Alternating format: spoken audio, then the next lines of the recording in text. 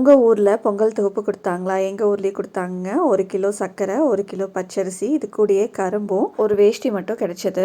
காப்பு கட்டுற அன்னைக்கு சாயங்காலம் மாவு ஆட்டி வச்சிடலாம் அப்படின்னு சொல்லி சோள தோசைக்கும் இட்லி மாவுக்கும் ஊற வச்சாச்சு. இந்த இட்லி மாவு எப்படி அரைக்கிறது, அதோட ரேஷியோ என்னன்னு சொல்லி நான் ஆல்ரெடி நம்ம சேனலில் ஒரு வீடியோ போட்டிருக்கேன்.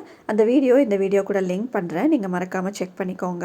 இந்த வருஷம் கோலை போடுறதுக்கான கோலப்பொடி பார்த்திங்கன்னா நாங்களே மிக்ஸ் பண்ணியிருந்தோம். அதனால தான் இவ்வளோ மிஸ். ரெடிமேட் கோலப்பொடி வந்து அவைலபிளாக இருக்கும். அது வாங்காமல் இந்த குங்குமம்னு விற்கிறாங்க. அது வாங்கி நீங்கள் வெள்ளை கோலப்பொடியில் மிக்ஸ் பண்ணிட்டீங்கன்னா குவான்டிட்டி நிறையா கிடைக்கும். பொங்கலுக்கு எப்போ கோலம் போட்டாலும் மழையே வந்ததில்லை. இந்த வருஷம் பார்த்திங்கன்னா கோலம் போட்டு முடிச்சோடனே மழை வந்துருச்சு. 11 o'clock ஆகிடுச்சு கோலம் போட்டு முடிக்கவே. சரி, இது இருக்குமோ இருக்காதோன்னு சொல்லி எதுக்கும் ஒரு வீடியோ எடுத்து வச்சுட்டேன்.